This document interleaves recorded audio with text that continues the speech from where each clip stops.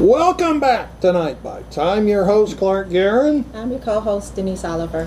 And we were talking about how people are real lucky if they're able to go to sleep and just not wake up. Yeah. I agree with that. But that doesn't happen to most people. Most of the money for health care is 90% of the health care you're going to incur in your lifetime will be spent in your last year of life. And it's going to be spent to make you miserable. And this is one of my pet peeves with the unloyal opposition. People like dumbbell Sarah Palin, who sit there and talk about Obama having death squads. Oh, the end of life. Now I don't trust the president, but I know he wasn't talking about death squads. Okay. He was talking about something very realistic, which everybody should do and should plan when they have an older relative who is in ailing health. And that question is, when do you stop treating? Yes.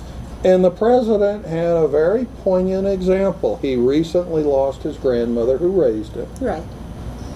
And she had a terminal disease. They haven't released that much of the details, but I think it was some kind of impending heart failure. Mm-hmm. And they were talking about giving her a hip replacement, which he said, and I thoroughly agree with, made no sense. I would not have wanted my own mother to have a hip replacement. My mother's 90 3/4. I wouldn't want her to get a pacemaker. Right. I mean, it is appropriate to have end-of-life counseling, because if you leave the medical establishment to their own, they will treat until as long as there is a beating heart. Yeah, I agree. And I'll give you a perfect example of end-of-death counseling, what he was talking about. I recently had my mom on a trip. Huh? End of life counseling. Yeah, end-of-life. What did I say? End of death. Yeah, okay, end-of-life counseling. I stand corrected. Yeah. She was I had her on a trip. I took her to Denver, and we had high altitude, and she was in the hospital. Oh, wow. And we were talking about our do not resuscitate orders. And there was a question about incubation, which I really didn't exactly understand. I said, yeah, let's do it. My mom said, no, she didn't want it done. And then the doctor explained exactly what that entailed. Right. And gave me one key fact that I didn't know. Once you go on incubation, you never go off. Yeah. When I heard that, it was easy. No, I don't want to do it. That was the kind of end-of-life counseling that President Obama wants. Nothing requires to have, but wants it to be available and says it's legitimate to bill for it. Okay. And how the right, people like Sarah Palin, can go and exaggerate that into death squad and then expect them to have any credibility in the debate is beyond me. And why am I angry about it? Because I really am. I don't like Obama's proposals. I don't trust them. I think there's something wrong with them. And I need to have an opposition that's dealing with the merits, instead of just appealing to people who are even stupider than bimbo Sarah Palin. But you're going to have a problem with that, because the Republicans have been reduced to shouting out at town meetings, town halls, and presidential addresses, like little kids throwing tantrums. Well, do you subscribe to the theory that all of these town meetings are just orchestrated? Yes, I do. I'm not sure that that's true. I'm not sure that it's not. I'm not sure that it is. We've seen some really angry people there. Yeah. And a lot of them are angry because they think he's going to mess with their health care. Yeah. And which tells me he hasn't given the message.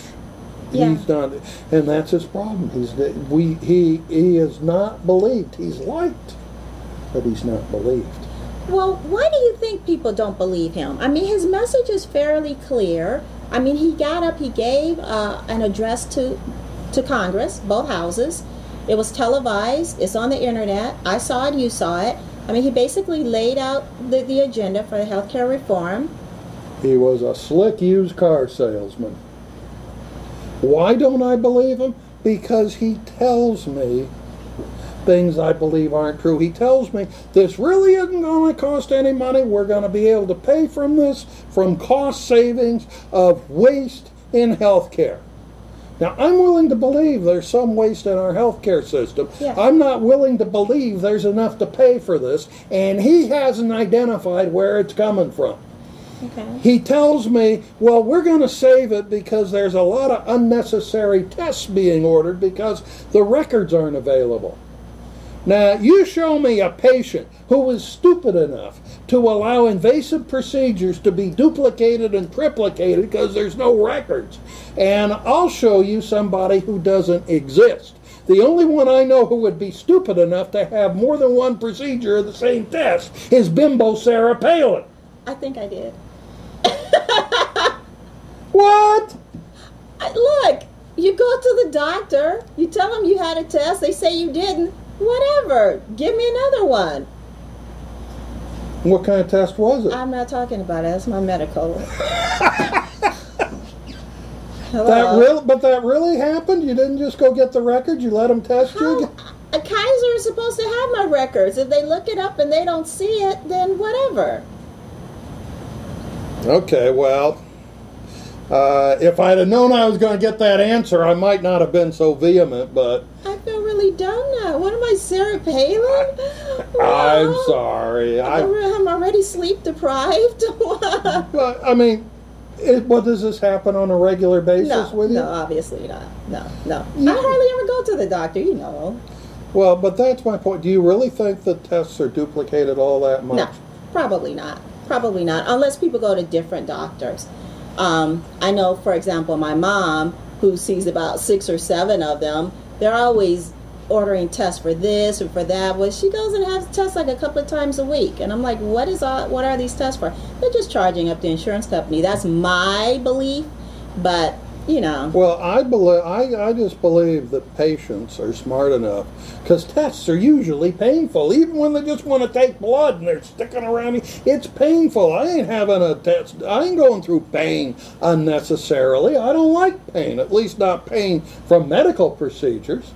And I'm just, you know, if I had the test done, I'm going to go find it, and here it is. And where is some patient accountability?